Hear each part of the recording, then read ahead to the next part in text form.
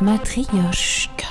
Donc, si on comprend bien, il faut miser un petit peu plus sur les vraies richesses, arrêter de penser qu'au profit et donner plus de poids aux bonnes nouvelles. Et d'ailleurs, il y en a des bonnes nouvelles. Heureusement, même si notre conscience écologique a mis quelques décennies à éclore, elle aussi se structure depuis quelques années.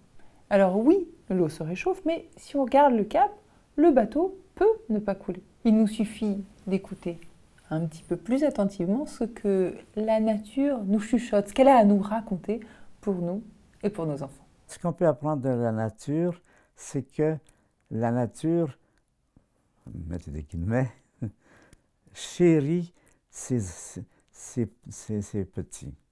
C'est-à-dire, l'histoire de l'évolution de la graine, c'est une histoire d'optimisation. Les premières graines, c'était les fougères. Ils sont simplement déposés sur la feuille. D'accord. C'est-à-dire qu'elles sont un peu laissées au hasard. Quand il pleut, les graines partent. Elles ne sont pas bien traitées. Ouais, elles ne sont pas protégées, elles ne sont pas cajolées, elles sont posées là. Elles ne sont pas préservées, oui. Puis elles viennent que pourra. Ensuite, il y a les conifères dans des carapaces solides, protégées, mais d'une certaine façon, elles ont beaucoup de difficultés à se reproduire puisqu'elles sont blindées. Et puis ensuite arrive la forme la plus choyée, c'est la plante à fleurs, parce que la graine est dans une structure qui éclate, d'abord qui demande des conditions spéciales, c'est-à-dire une rencontre sexuelle, il faut un couple, donc ça devient de plus en plus, disons, sophistiqué. Jean-Marie Pelt disait qu'aujourd'hui commence une nouvelle ère qui est celle des figues.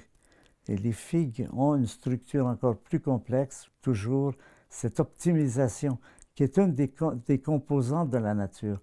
La nature optimise. C'est justement, pour moi, une manifestation de cette pulsion. Si elle optimise, c'est qu'elle veut avoir plus de résultats. Toujours la même idée, vivre.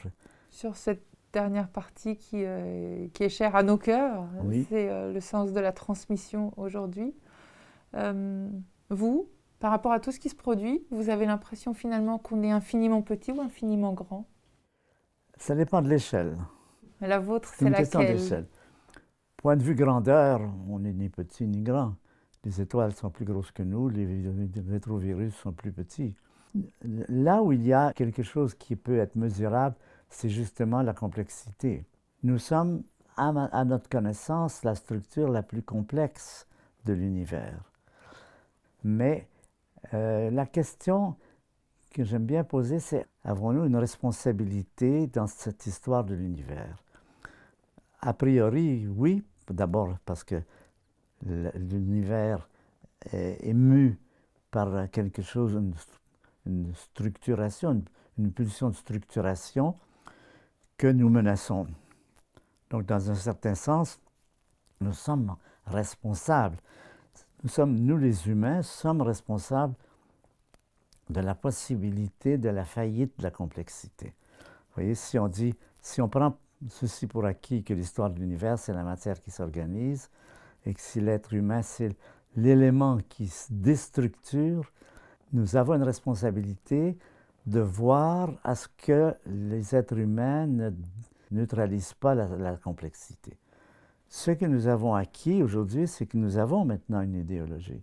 Il y a une cause qui est défendable. C'est la cause de l'humanité, c'est la cause de la complexité, c'est la cause de l'idéologie. Une cause commune. Cause commune, oui, c'est ça. Une cause qui peut être adoptée par tous. C'est précisément, justement, d'essayer de préserver, d'humaniser l'humanité. Qu'est-ce que vous dites à vos enfants ou vos petits-enfants par rapport au décor aujourd'hui? Vous dites quoi? Ce qui est important de signaler, de dire aux enfants, c'est d'une part que c'est pas foutu, les prédictions ne sont pas possibles, personne ne peut faire des prédictions, donc on ne peut pas connaître l'avenir.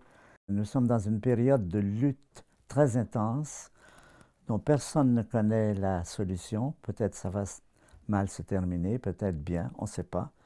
Mais surtout qu'il faut rester tonique, qu'il faut rester dynamique et qu'il faut savoir c'est bon pour le moral des troupes de savoir que les baleines ont été extraites de la liste des animaux en danger de péril. Ça fait un bien énorme. Ça vous donne l'impression que oui, c'est grave, oui, il se passe des choses graves, mais ça n'est pas foutu. Et le fait qu'aujourd'hui, il y ait de plus en plus de bonnes nouvelles, c'est quelque chose qu'il faut corriger. Il faut dire la vérité, et s'il y a une chose qui a un sens, c'est d'enseigner aux êtres humains à humaniser l'humanité. Après ça, bonne chance. Oui, bonne chance à toutes, bonne chance à tous. Merci Hubert Reeves d'avoir été notre matrioshka et de nous rappeler que tout n'est pas foutu, on l'a bien entendu, on l'a bien compris. Alors si nous sommes des petites poussières d'étoiles à l'échelle de l'univers, nous avons quand même le pouvoir de souffler le chaud et le froid sur notre planète. Ce qu'on retiendra de ce que nous a dit Hubert Reeves, eh bien c'est qu'il faut rester conscient, dynamique, tonique, ouvert, savant, et surtout que nous devons continuer à humaniser notre humanité pour nous et pour nos enfants. Est-ce que cette virée dans les étoiles vous a plu avec Hubert Reeves? Mais si c'est le cas, n'hésitez pas à nous le dire, à l'écrire, à liker, à partager nos contenus. Cela permet de soutenir la chaîne Matrioshka et soutenir tout notre travail pour que nous puissions continuer à aller glaner des informations pour nous tous auprès d'acteurs éclairés et de continuer cette chaîne de la transmission du savoir pour nous et les générations futures. À très bientôt pour un prochain Matrioshka. Salut!